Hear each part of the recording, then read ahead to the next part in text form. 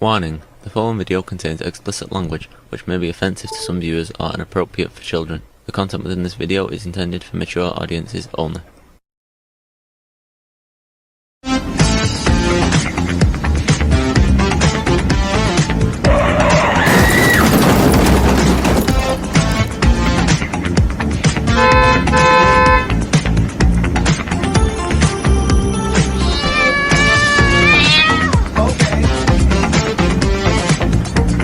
It's Jeff. Well, I got a video here I want you to see here. It's from Kyle Kulinski. So let's go to that here and we'll talk about that on the other side. Now, a bunch of people out there had the theory that, look, some of Trump's recent actions are going to create a rift in the base. And that rift in the base is basically going to make it so that it's much easier to oppose Trump. It's much easier to twist Trump's arm, apply pressure, maybe even get some wins out of him, right? You've heard the theory before. We've all heard the theory before. There's going to be the populist left and the populist right will get together, and whenever Trump steps out of line, they'll hold him accountable. You know, if he starts bombing Iran, they're going to turn on him. I mean, we've all heard this, right? Josh Hawley, supposedly a populist right Republican senator. We were told that he's the only one standing in between the American public and Medicaid cuts. Well, you're not going to be surprised to learn that Josh Hawley, while he was saying, this bill is bad and it cuts Medicaid and I don't like it, he says in the next breath, and by the way, I'm for it. I'm going to vote for it. And he did. He voted for it.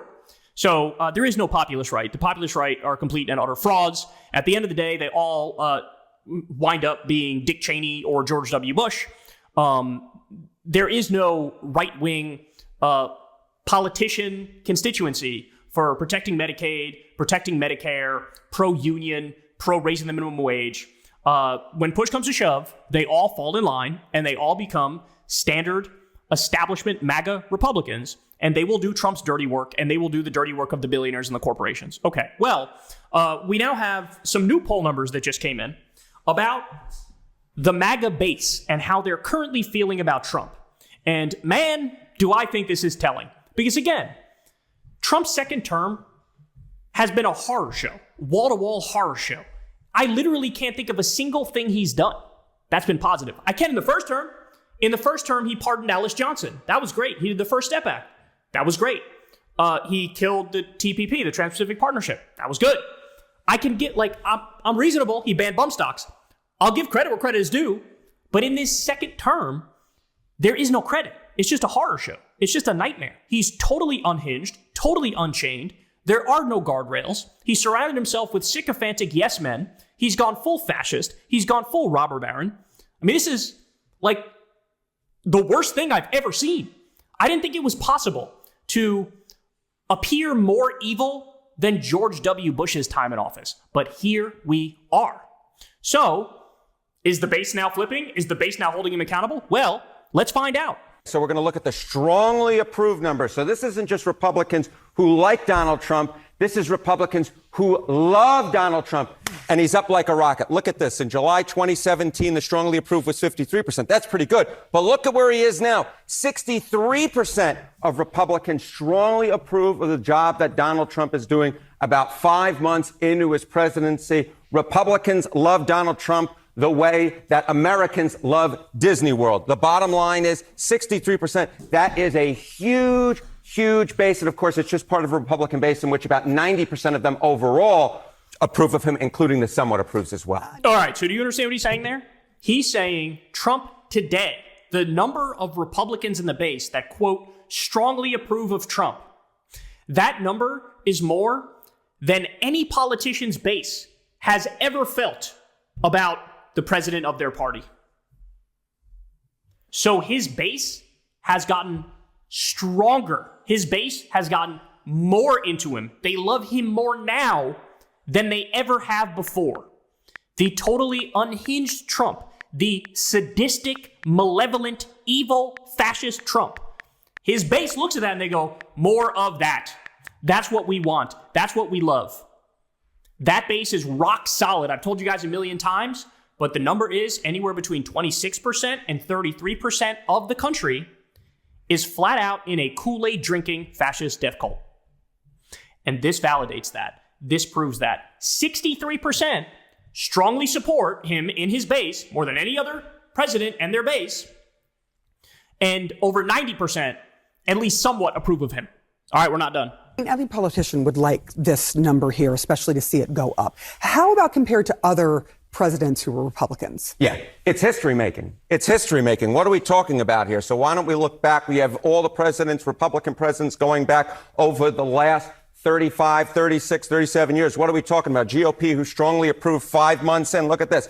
George H.W. Bush, Bush 41, 46%. Bush 43, 59. You see Trump, the first term, 53. But look at this. 63%. He beats all the other Republicans on the board here. And I was looking even back since Reagan.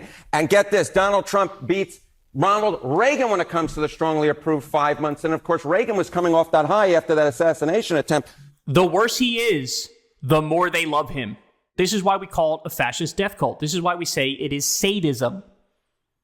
When he rounds up innocent people and sends them to CCOT, the concentration camp in El Salvador, no due process, no hearing, no habeas corpus. You don't get to talk to your wife or your family or your lawyer. We rounded you up. We put you on a plane that afternoon, and we send you to a place where you will never be let go. They look at that and they go, yes, more of that, please.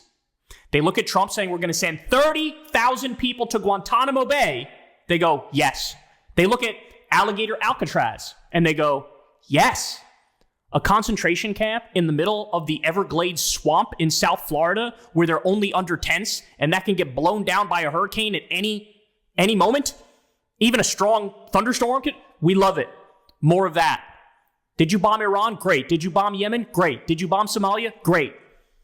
Did you have Elon Musk, the world's richest robber baron, loot the treasury, steal everybody's data, destroy the regulatory state, destroy the administrative state? Did you just massively cut Medicaid and kick millions of people off healthcare? Wonderful. We love it and we love you because you're giving us the show. The show is, the vibes are, the Democrats are the baddies. They're the bad ones. We're the good ones. Whatever we do is good. Whatever they do is bad. And now I'll entertain you in the process. And they look at that and they go, yes, inject it straight into my veins. I love the show. I love the vibes. I'm here for it. I'm Team Trump. The fact that Trump is more beloved by his base, by the MAGA base, than Ronald Reagan was by his says it all. Because Ronald Reagan, they deified him. They deified him. They thought that man could do no wrong. He's the one in all the Republican presidential primaries, Ronald Reagan. Oh, we love Ronald Reagan. Ronald Reagan. I'm going to be like Ronald Reagan. Isn't Ronald Reagan the best? Now, he has eclipsed Reagan. In this moment, the more unhinged he is, the more unchained he is, the more sadistic he is, the more evil he is, the more he destroys the social safety net, the more he gives to billionaires, the more he does more bombs, the more he rounds up innocent people. Yes, yes, yes, yes, yes, is what they say. So the bottom line is Donald Trump is making history with the Republican base. He is more beloved by this Republican base than any Republican base loved any GOP president 5 months in. It is history making. It is a striking number. Tillis stepping aside after President Trump threatened to primary him. The question is, how effective is Trump's endorsement? We know it can hurt, but how effective is it? Yeah, okay. So, the bottom line is, if you're a Republican lawmaker, you see this 63%, you say, my goodness gracious, you do not want to go against Donald Trump because the Republican base is with Donald Trump. And it's not just the polling. We actually have the data to show that the Republican base is with Donald Trump. The Times Trump endorsees won the GOP primary for governor and congressional races. Look at this. 2024, 96%. 2022, 95%. 2020, 98%. The bottom line is this. 95% plus of the time, the Trump endorsed candidate wins in GOP primaries. And even in the cases where Donald Trump endorses a challenger to an incumbent, the majority of the time, that challenger wins. So Donald Trump is a winner in Republican primaries. You go against Donald Trump, to quote the movie Good Burger, you go in the grinder. Donald Trump is the key nugget. His endorsement is the key nugget in a GOP primary because he's historically strongly popular with the GOP And now base. there's going to be a surprise primary in North Carolina, so we will be watching that, of course. So if you wonder why, well, hold on. It's not like these Republican Congress people and Republican senators, it's not like they don't know what they're doing is wrong. It's not like they don't know the bills they're voting for are horrific. It's not like they don't know Trump's a ridiculous person who overreaches on a daily basis. They know all of that. This is why they don't push back. Because they know Trump could destroy my career with one tweet. They know Trump can destroy my career with one endorsement of my opponent in a primary. They know that. They know that. So that's why it's very rare, like Thomas Massey bucking Trump on the big, beautiful bill and Rand Paul bucking Trump. First of all, they're libertarians. Massey is a libertarian first before he's MAGA, right? And libertarians have a streak of being more principled like Ron Paul in the past. But like he knows by doing this, yeah, am I risking my career? Absolutely, I'm risking my career. Trump's already looking for a primary opponent to Thomas Massey. And look at these numbers, 98%, 95%, 96%. Now, maybe Massey ends up being one of the lucky ones. Every political era, there's some politicians who are just untouchable. Think of Bernie Sanders as an independent in Vermont. Think of, Ron Paul in the past in Texas. Like every now and then, there's some politicians who really march to the beat of their own drum and they still end up winning. But that's rare. And so they know, oh my God, my life is literally, it has now boiled down to defend dear leader at all costs. Back dear leader at all costs. You think Murkowski doesn't know that she sold out the country by voting for the big, beautiful bill? Of course she knows that. But this is the way the game is played. He will try to destroy you if you do the right thing. That's what's going to happen. And so what you see here is it's a cult.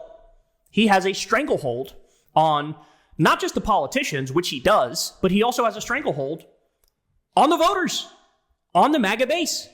Now, just to really put the finer point on it here, again, many people thought, well, look, once Trump starts doing things that are objectively bad, that cut in a non-populist direction, well, then the base will wake up. Well, what did he just do recently? Illegally and offensively bombed Iran, a country that didn't attack us, it wasn't going to attack us, and they weren't building a nuke, right? And look, prior to Trump bombing Iran, if you asked the Republican base, hey, would you support war with Iran? If you phrased it like that, it'd be 50% or less support war with Iran. If you phrased it like, would you support bombing Iranians' nuclear facilities? Then it's between like maybe 50 and 70% of the base says, yeah, we support that, right? So in theory, if they were going to break with Trump, when Trump did the illegal and offensive attack on the country that didn't attack us and wasn't building a nuke, that number would go down.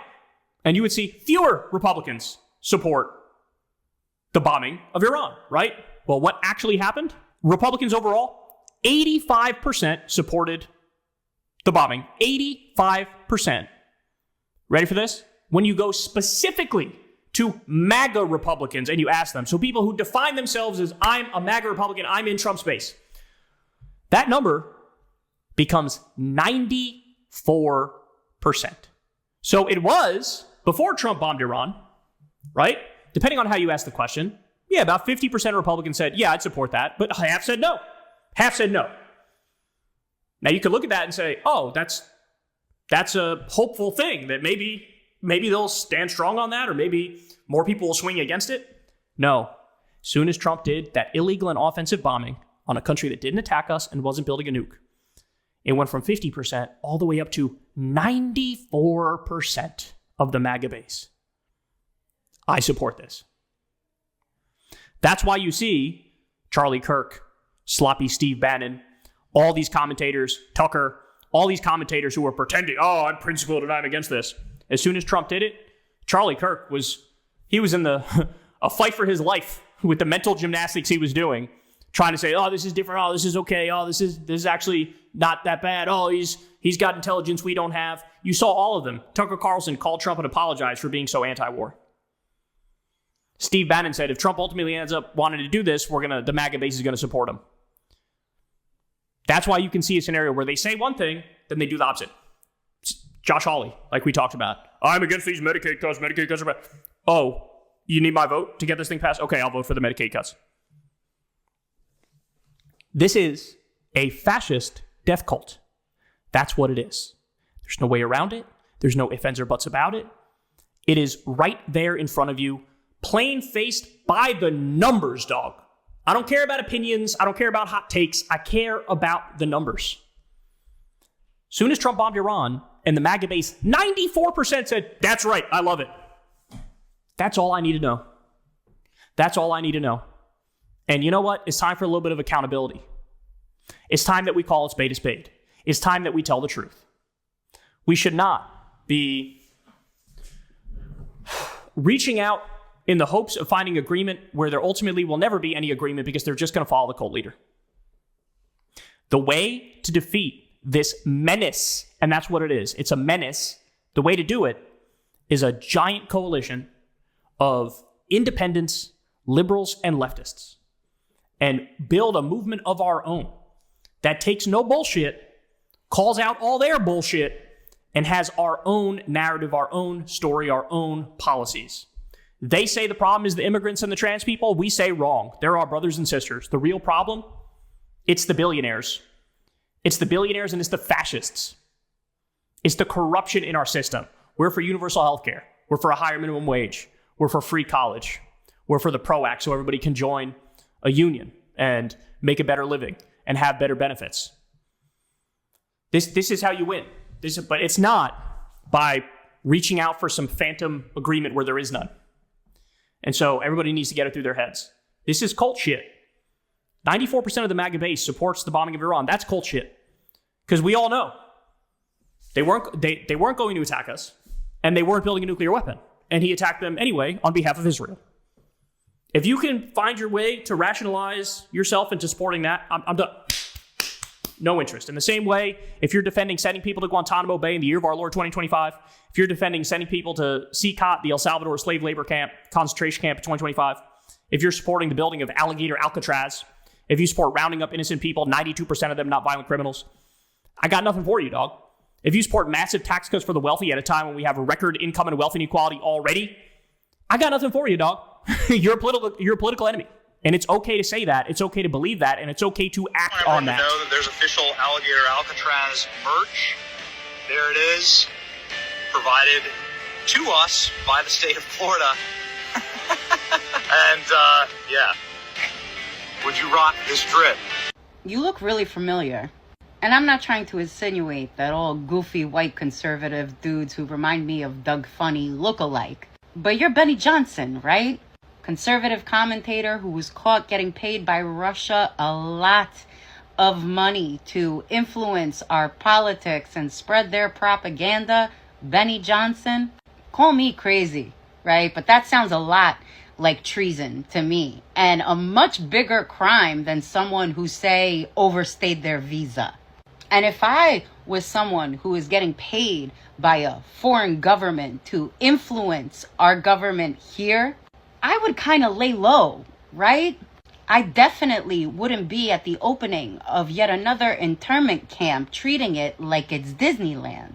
Because I know you feel safe and protected under this current administration, Benny Boo Bookins. But administrations don't last forever, no matter how hard you guys are going to try.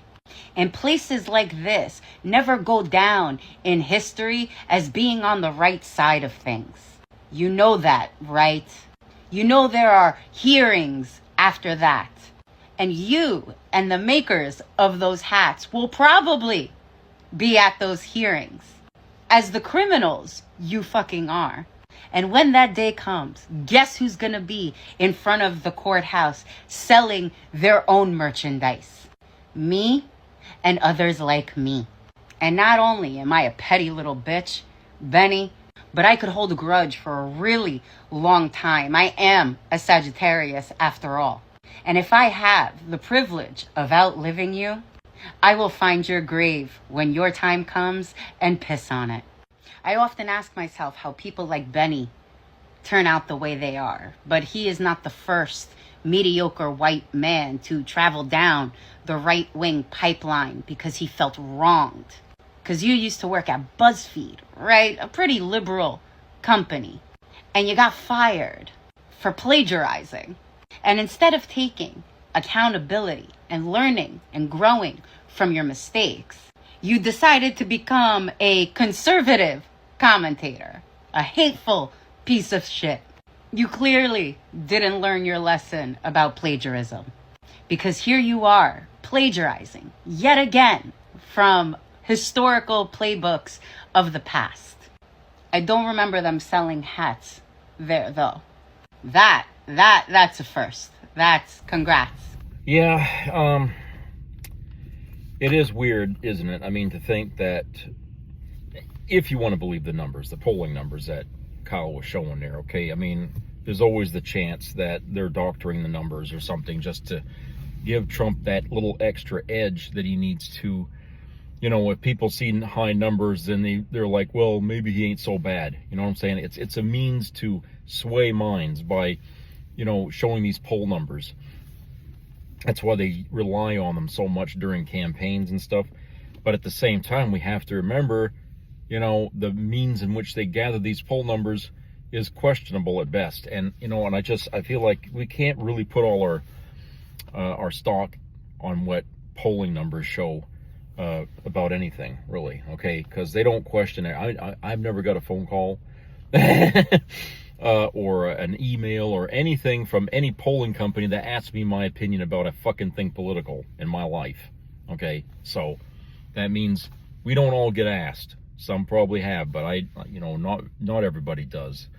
And so, you know, one person really can't represent thousands and thousands of people. But, you know, here's the thing, though. I mean, there's people who seem to think that if Trump keeps doing things that he's doing, it's going to hurt him politically. And I guess it all depends on what he does. It doesn't. I mean, it all depends on how bad he wants to go, how far he wants to sink, in order for that to happen. Now, as Kyle pointed out, his poll numbers went up this month amongst the Republican base. Okay, that's just polling Republicans only. Okay, so his approval amongst his own base has gone up. And what did he do? You know, last month to this month, fucking started a goddamn bombing raid over in Iran, and you know, this big beautiful bill. Okay, these are not good things, but to MAGA they are. To MAGA they are good things, and that gave him a boost in the polling numbers. So, knowing that, as Kyle had pointed out, it does show the kind of mentality you have backing Trump. These people are, you know, they're less than human, I would say. And the fact that Trump has gone this far with what he's done as president is an indictment on the United States society. There's something wrong with us. Fundamentally, there's something wrong with us. And somebody had pointed out, and I don't know if it was on YouTube or one of these damn things that I saw. It was like a couple of weeks ago, where they're saying that, you know, people have to realize that Trump is not doing all this stuff alone. Okay? He got support to get into the White House. Okay? He's been in the White House. He's surrounded himself with sycophants. They're working with him. Trump doesn't carry 100% of this blame, but those who supported him carry some of that blame. Those who are working with him carry some of that blame, as well as Trump.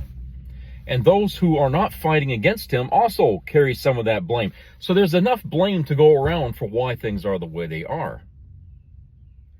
You know, I really think that that's really the case here, and it stands to reason.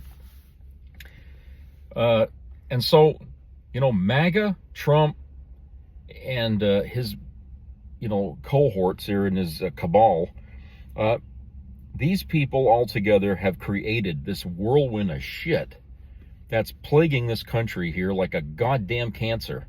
All right, and it's awful that, you know, it seems like seems hopeless to everybody that nothing can be done. There's still people screaming at Congress, the Democrats, do something. And, you know, we have all this shit that's been going on the last 24 hours about passing that fucking bill, that tax bill, which, you know, the Republicans have lied consistently about what's in it. And it doesn't seem like many people really know what's in it, because otherwise, when people talk about this thing on the news, there'd be more facts. There would be more, well, this is what's in it. This is what it says. You don't hear much of that. And you don't hear many people commenting online about this bill, bringing up, well, what's in it and what's not in it, okay? You can read about what's in this bill, but nobody really has taken the time. So people think that all that's in this bill is just tax breaks for the rich. There's a whole lot more in it, like cutting benefits, Medicaid benefits from people. Okay, there's that in there. There's a whole bunch of other little things in there, okay, that they, nobody says anything about, which means they don't want you to know about it, okay? But, bottom line is that bill is a bomb. It's a big, beautiful bomb is what it is, and it's not something that people should be excited to see pass, okay? But even though it will, I mean, I still think that it's gonna pass. And, Lisa Murkowski there, yesterday when I had mentioned how, she would just stop dead in her tracks when she was asked about how she sacrificed the whole country just so she could keep, prop up Alaska. Okay, I think she's not the only one being pushed around in Washington, D.C. I think that Trump has got his feelers out. He's probably digging dirt up on a lot of other people to keep him in line, to get them in line. You know what I'm saying? He's, like I said, he's a mob boss. He's not a president. He's a mob boss. He's hung around criminal elements all his fucking life, okay? And he's broken the law himself many times. I mean, Pam Bondi, for Christ's sake, actually investigated Donald Trump with that university scandal thing that went on there. I can't remember the name of it now, but there was that scandal there with a university he was running. Well, she was investigating him, and then he gave her $250,000 to help her in her DA run. Okay, and now here she is today kissing his ass. Okay, so this is what he does. He buys people off. He threatens people. Okay, well, there's a lot that's being done in D.C. that we probably don't even know about and probably never will. Maybe he's making phone calls. Remember that phone call he made to that guy in Georgia there? Find me some goddamn votes. How many phone calls do you think he's been doing these days? Trying to get that fucking bill passed. I bet you he's been on the phone a lot. I bet you he's been calling all kinds of people, threatening them. It's not going to be good for you if you don't vote for that bill. I'll primary you. Or I'll release information about, whatever you got on your cell phone, you know what I'm saying? This is the kind of game he plays. Dirty, fucking dirty goddamn shit. Because they know they can't tell anybody anything about Trump that we don't already know about. And MAGA's already given him a green pass. Okay, they don't care what Trump did as in his life, how many crimes he committed, how many women he raped. They don't care. So you can't blackmail this guy because he's untouchable. They've tried to touch him, to make him answer for his crimes, and he just won't answer for it. So this is a guy that you cannot fucking bully because nobody cares. And he's created that atmosphere of being somebody that, okay, yeah, so what? He does that. Okay. And it's sick. It really is sick to think that this guy who started telling people last year that he wanted to get rid of illegal immigrants in this country, and everybody was like, yeah, I want to see that too. And now that he's been doing that, now he's going around telling people, oh, maybe we ought to start getting rid of some American citizens here as well, whether they're citizens or not. Remember what I told you here like a couple months back, that it's going to start with illegal immigrants, but it's going to end up being everybody else this man cannot tolerate. Everybody else. You, me, anyone, okay? And I put out an example, black Americans, because he's obviously got a history of bigotry against black Americans. So, all of a sudden these people are going to find themselves on a deportation list. And, it's not going to surprise me when this happens. But people right now, they're sitting idle. But when they start going after more American citizens for, what did I do wrong? And they won't tell you, or they don't have a warrant. They don't have to say anything. They hide their faces, and they take you out of your homes, and they bring, you know, when that keeps going on and on, eventually the anxiety level, the anger level in this country is going to reach a boiling point to the person where the next time somebody sees an ICE agent or something like that, I wouldn't be surprised if somebody like throws a fucking cinder block at him, or, you know, or shoots him or something like that. This is what Trump is creating, and that's what he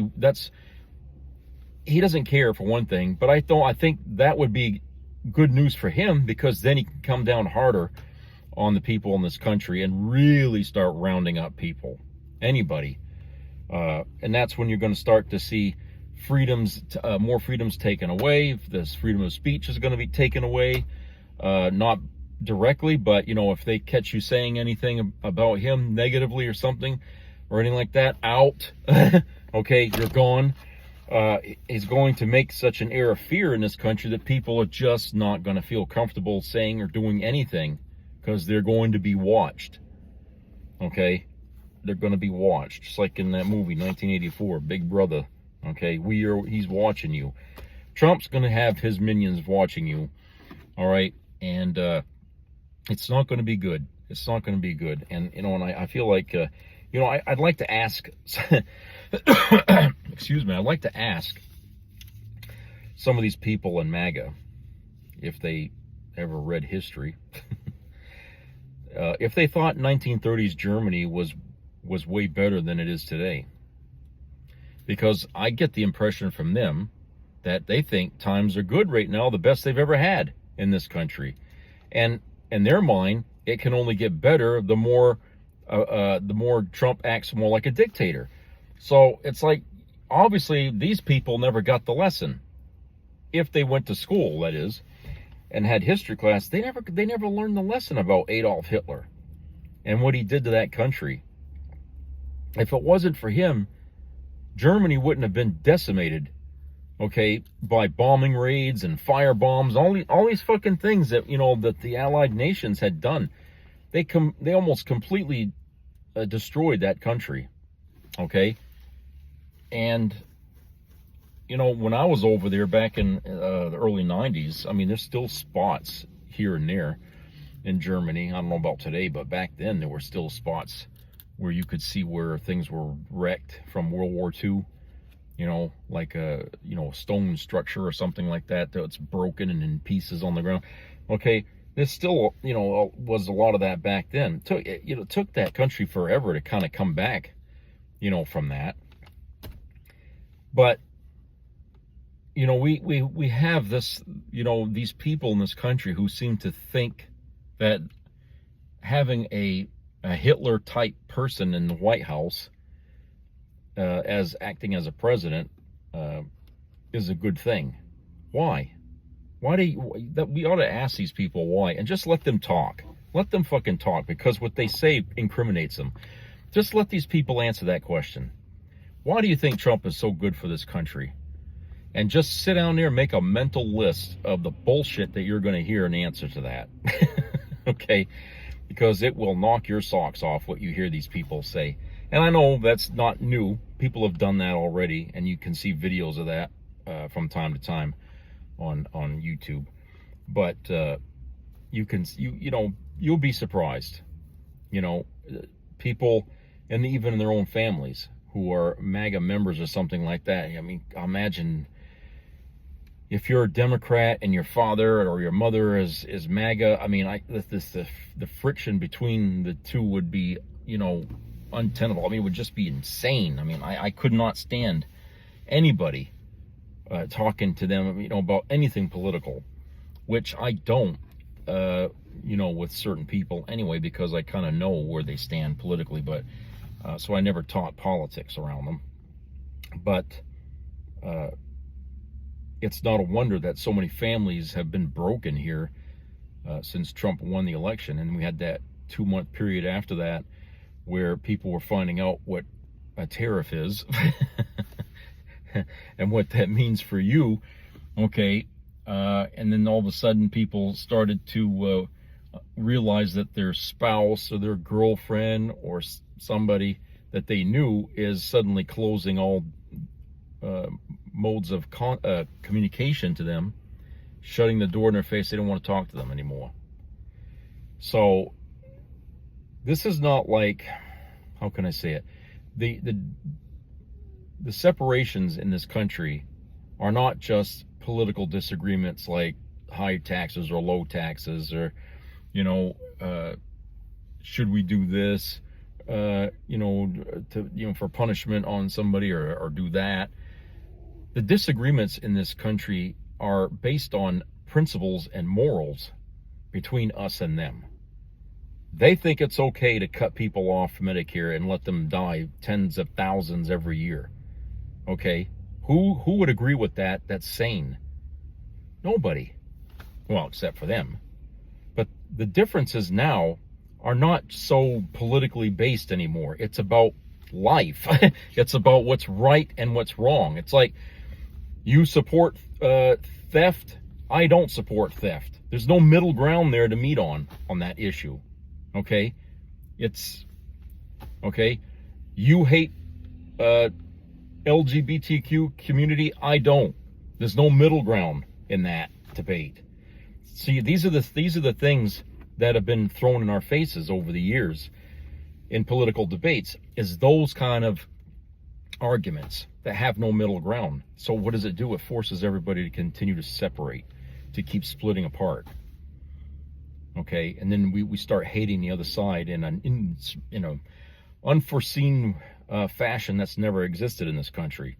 I mean, there used to be a time when the right and the left could actually come together for a picnic, okay, and get along. That would never happen today, because over the years, the debates in our government have not been so much about politics. It's about social issues and what people should or should not do with their daily lives. Okay, that's the kind of thing. Abortion or not abortion. No middle ground there. No middle ground there. Okay? You're either fucking up people's life or you're helping them. No middle ground. I mean, it's just those kind of discussions, which I say are issues that should not be in politics. That's not the concern of the government. Government has to be concerned with how it manages itself and how it takes care of us. They should not be going around asking people, are you reading pornography in your book? You know, no. You don't get to do that if you're the government. I don't care what it is. You don't get to do that. That's infringing on people's privacy, period. Rounding up people and deporting them under mysterious reasons. No warrant made. Okay? No reason given. Due process denied. That's a crime. That is a crime. And when people keep having this done over and over again, it soon becomes a normal thing and nobody says anything anymore. That's another problem we have in this country, you know, I think, is that it's like the school shootings, okay? That's been going on so long now, we expect it to happen. And then we say, yeah, well, that's just America.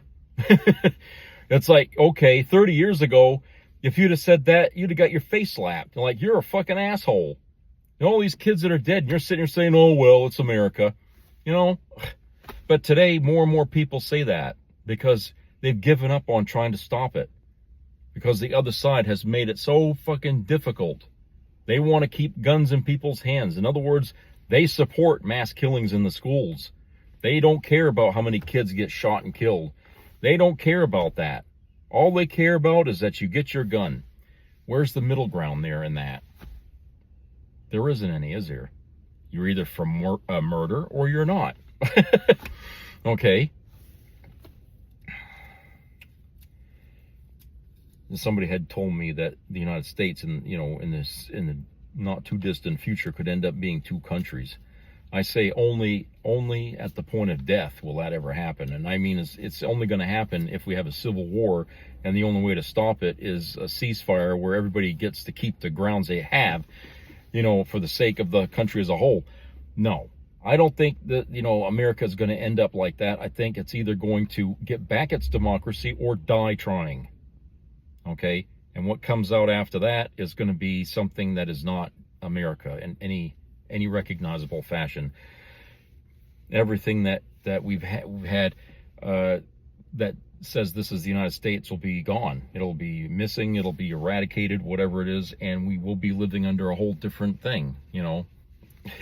It's just, I think that's what it's going to be. It's either, it's a do or die moment here in our country that we're going to face, because you got the cultists on one side who will kiss Trump's ass even before he washes it, and you got the other side who will defend the Constitution, okay, vigorously and without fucking relentless. Okay, what have you got there?